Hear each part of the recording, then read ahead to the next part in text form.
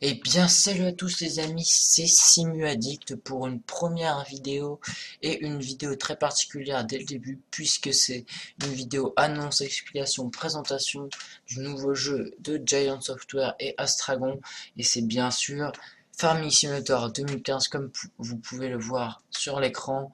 Donc un jeu que moi personnellement j'attendais depuis la sortie de 2013 car j'avais déjà trouvé des petites choses à changer. Mais je pense qu'on va tous être comblés par ce jeu, toutes nos peines vont être anéanties. Là, ça va vraiment être un jeu avec un gameplay formidable. Donc, le jeu a été annoncé à l'E3 de Los Angeles. Donc, ils ont fait un teaser où on peut voir principalement tout ce qui est travail forestier. Donc, je vous passe le teaser et je reprends juste.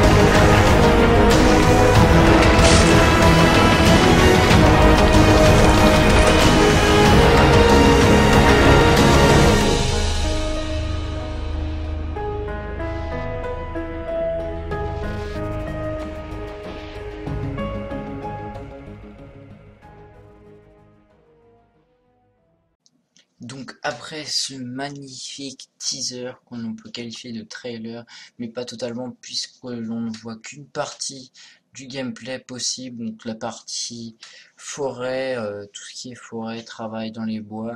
Donc on peut voir une magnifique ponte Scorpion, donc avec un gros changement de marque puisqu'on passe sur du New Holland. Donc ça, on le voit, New Holland change un peu de sujet, mais on le voit sur la boîte du CD. On voit un magnifique New Holland et vers l'arrière-plan, on voit une Scorpion Ponce, donc une marque très connue dans les abatteuses. Il y a aussi dans la communauté modding, on espérera peut-être trouver des Timberjack, donc ça c'est du détail. Qu'on aura une map vraiment plus grande avec deux grands mondes ouverts comme il nous est précisé ici et donc un nouvel environnement nordique plus pour la forêt.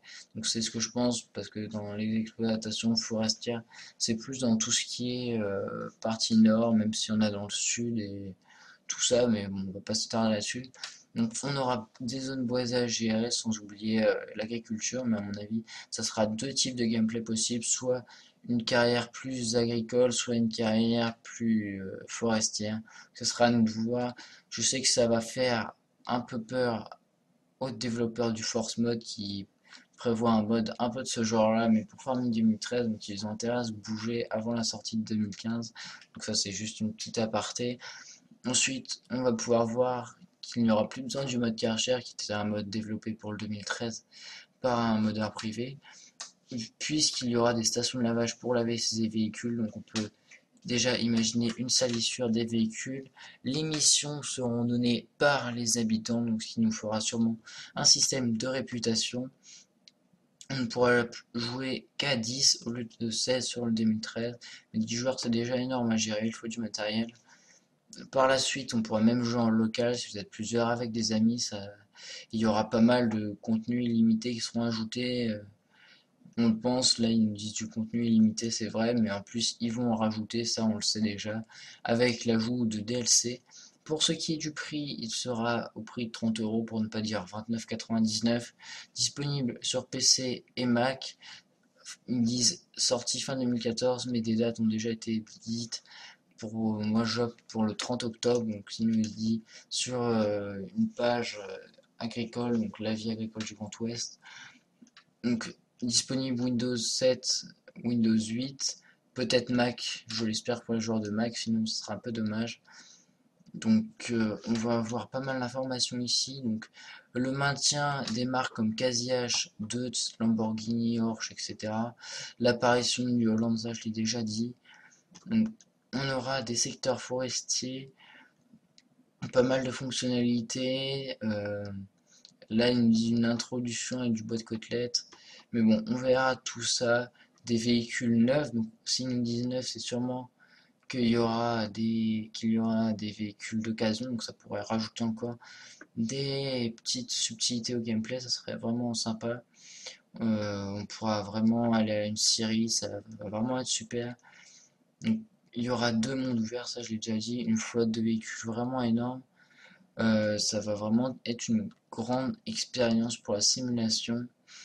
Donc 40 grandes marques sous licence. Donc sous licence, ça veut dire que ça a été fait avec leur accord. Il n'y aura pas besoin de cacher les marques. Il y aura un système d'économie. Donc ça va être classe. On pourra donc une carte complète nordique. Ça c'est pour la map, sûrement pour la forêt. Donc le bétail, les champs rénales, ça va être bien aussi. 3 animaux, ils n'ont pas rajouté les porcs, mais bon. Bâtiments et objets plaçables, ça va vraiment être une belle nouveauté aussi. Le mode multijoueur, tout le monde le sait.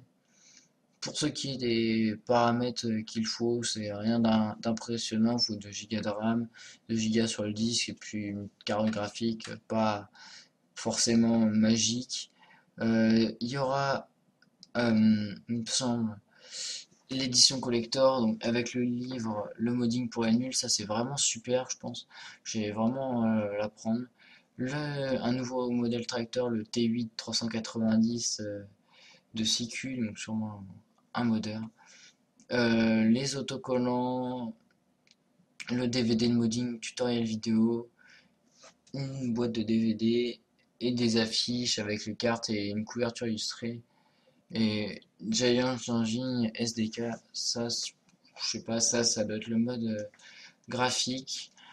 Donc ça va vraiment être super. Si vous avez remarqué à la fin du teaser, il y avait marqué tout en bas pas mal de consoles, donc de plateformes. Peut-être qu'il y aura plusieurs plateformes, du moins je l'espère. Pour le moment, ils ont vraiment donné pas mal de choses à propos de ce mode. Et moi, vu la qualité qu'il a, je vais direct me l'acheter dès sa sortie. Franchement, restez co. Si vous avez aimé ma petite présentation, je vous invite à la liker. Ça me ferait vraiment plaisir. Et sur ce, les amis,